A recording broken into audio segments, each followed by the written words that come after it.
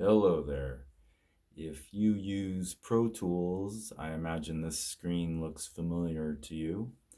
And I wanted to show something that I've learned um, on my own using Pro Tools.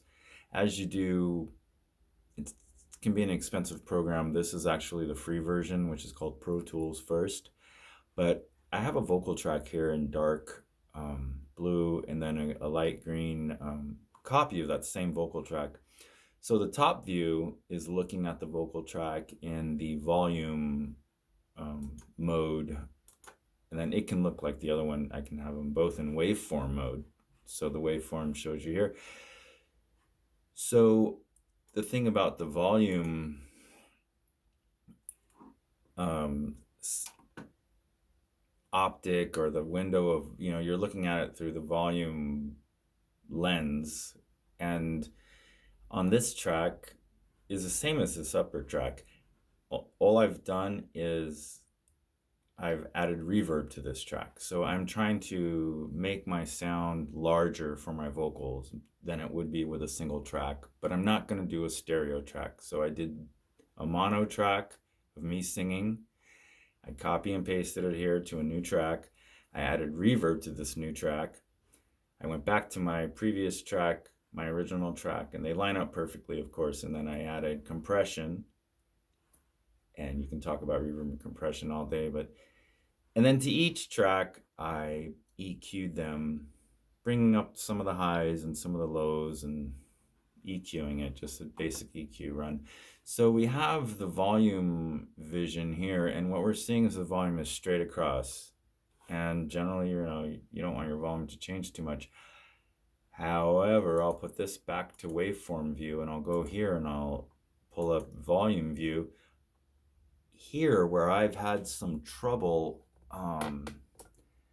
actually had some trouble with my vocals hitting some highs that broke out of the track, what I've seen people do is what's here to the right, and that is to find a peak, and you can hear that it's too loud, so you find it, you laterally pull across a bar, and then you drop the bar over that peak, and then you include a bunch of other stuff, but you essentially take down that peak. Here's the peak unencumbered. So, because this is the same track. So on one track, I only have to do this, and this is a good technique. You go through your track and do it to take out a bunch of the places where it's just too loud right there. No one can sing perfectly.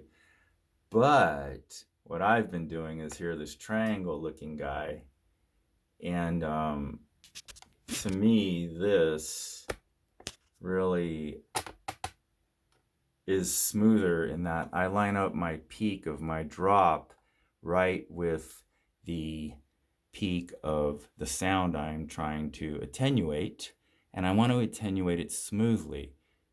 And so here you can see I've kind of added this extra bar, but this was because I had to edit this. So I did it this way here with a long bar, and then I had to sneak this point right here, this little guy, there he goes, up like this to that point, and then bring this point down in the middle where you can kind of coincide with the peak of my